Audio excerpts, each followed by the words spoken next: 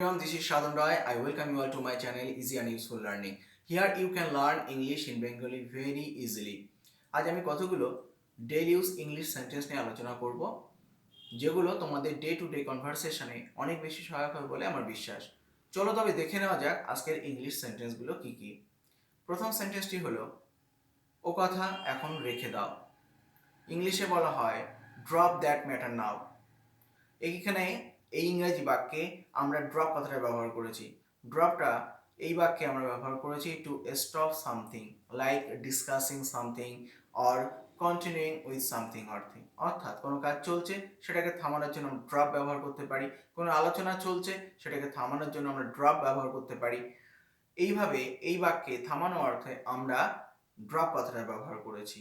আর ও কথা অর্থে আমরা ব্যবহার করেছি দ্যাট ম্যাটার। সেই জন্য বাক্যটাকে আমরা বললাম drop that matter now. And now the second sentence, আমার সেখানে গিয়ে কাজ নেই। আমার সেখানে গিয়ে কাজ নেই এটা ব্যবহার করা হয়েছে আমার সেখানে যাওয়ার প্রয়োজন নেই এই অর্থে। এটাকে ইংলিশে বললে হয় আই নিড নট গো দেয়ার। তোমরা লক্ষ্য করে থাকবে এখানে গো এর আগে কিন্তু ইনফিনিটিভ ব্যবহার করা হয়নি, অর্থাৎ বেয়ার ইনফিনিটিভ ইউজ করা হয়েছে। নিডটা এই বাক্যে অক্সিলারি বা হেল্পিং ভার্ব হিসাবে বসায় আমরা কিন্তু এই বেয়ার ইনফিনিটিভটা ইউজ করেছি। তোমরা জানো অক্সিলারি ভার্ব এবং কিছু ভার্বস রয়েছে যেমন সি, থিঙ্ক, বিট বা বলতে পারো ডেয়ার বা নিড। এই ধরনের ভার্বগুলোর পরে কিন্তু আমরা বেয়ার ইনফিনিটিভ ইউজ করি। সেইভাবে আমরা এই বাক্যটাকে বললাম I need not go there. কিন্তু আরও একরকম ভাবে আমরা এই বাক্যটাকে বলতে পারি I do not need to go there.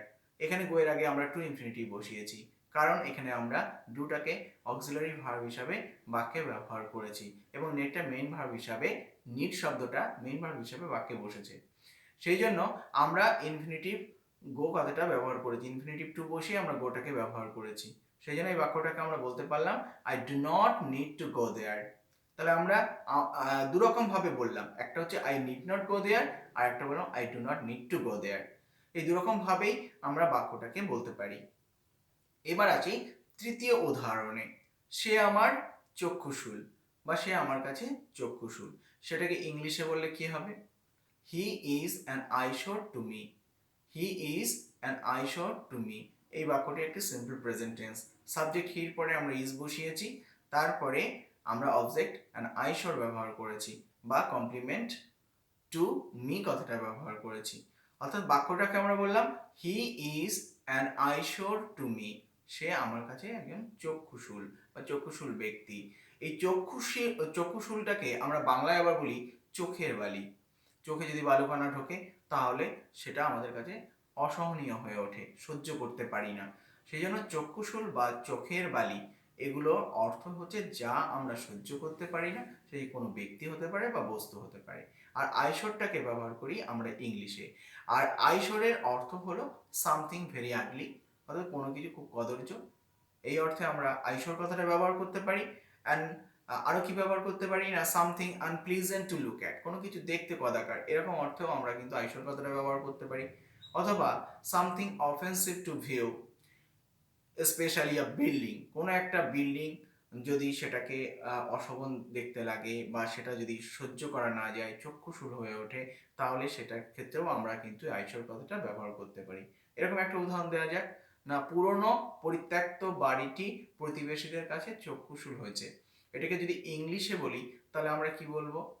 The old abandoned house has become an eyesore to the neighbours. এটা আমরা প্রেজেন্ট পারফেক্ট টেন্স গঠন করেছি। প্রথমে দি ওল্ড অ্যাবান্ডন্ড হাউস, এটা হচ্ছে বাক্যের সাবজেক্ট।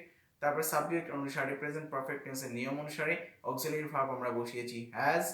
তারপরে মূল ভার্বের আমরা third form become, became, become বসিয়েছি, অর্থাৎ third form past participle form বসিয়েছি। তারপরে বাক্যের অবজেক্ট এবং বা আমরা বলতে পারি কমপ্লিমেন্ট বা পরিপূরক হিসাবে আমরা ব্যবহার করেছি বাকি অংশটুকু। সেই জন্য আমরা বাক্যটাকে বললাম the old abandoned house has become an eyesore to the neighbors. Fourth sentence, আমি মনে মনে ভাবলাম।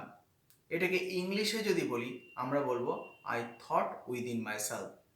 I thought within myself, আমি মনে মনে ভাবলাম। সেটা কাউকে বললাম না, প্রকাশ করলাম না, আমি নিজে নিজে মনে মনে সেটাকে ভাবলাম, সেটাকে আমরা ইংলিশে বললাম আই থট উইদিন মাইসেলফ। আচ্ছা, আমরা এখানে প্রিপোজিশন উইদিনের পরিবর্তে যদি টু ব্যবহার করি, তখন এটা আমরা যদি বাক্যটাকে এভাবে বলি, আই থট টু মাইসেলফ, তার মানে হচ্ছে আমি মনে মনে বললাম। এই যে থিঙ্কিং টু ওয়ানসেলফ, অর্থাৎ যদি আমরা বলি থিঙ্কিং টু মাইসেলফ, তার মানে কি হচ্ছে না, এটার এই থিঙ্কিং টু ওয়ানসেলফ কথাটির অর্থ গিয়ে দাঁড়াচ্ছে না two have an inner monologue.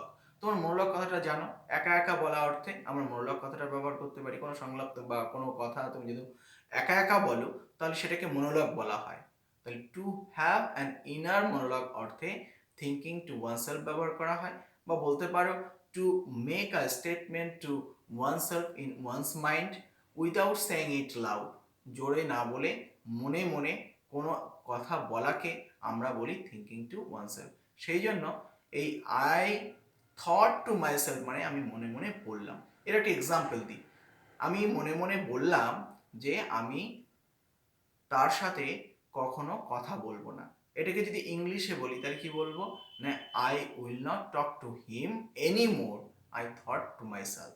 মানে আমি মনে মনে বললাম আমি ওর সঙ্গে কখনো কথা বলবো না। তাহলে থট টু মাইসেলফ মানে মনে মনে বলা, আর থট উইদিন মাইসেলফ কথাটির অর্থ হচ্ছে মনে মনে ভাবা। এবার ফিফথ সেন্টেন্স, মুখ ভেঙচিও না, ডু নট মেক ফেসেস।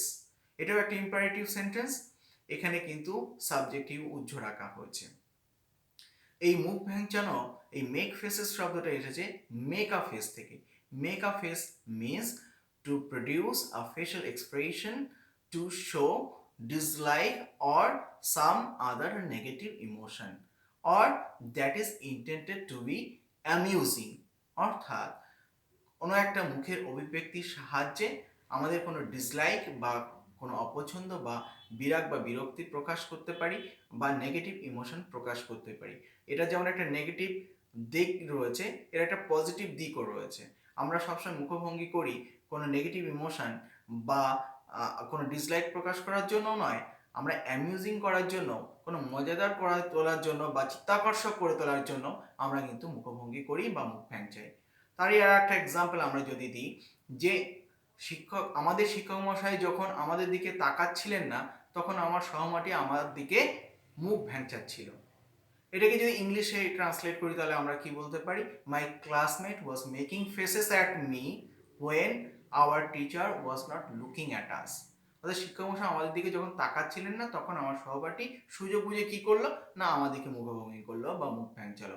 এটা অনেকটা মজাদার করে তোলার জন্য বা সে মজা করার জন্য হয়তো সে সেটা করেছিল। তো এইভাবে আমরা মেক আ ফেস থেকে মেক ফেসেস এই শব্দগুলো আমরা কিন্তু ব্যবহার করতে পারি। আজ এই পর্যন্ত। If you like the content of my video, please subscribe to my channel and press the bell icon next to the subscribe button.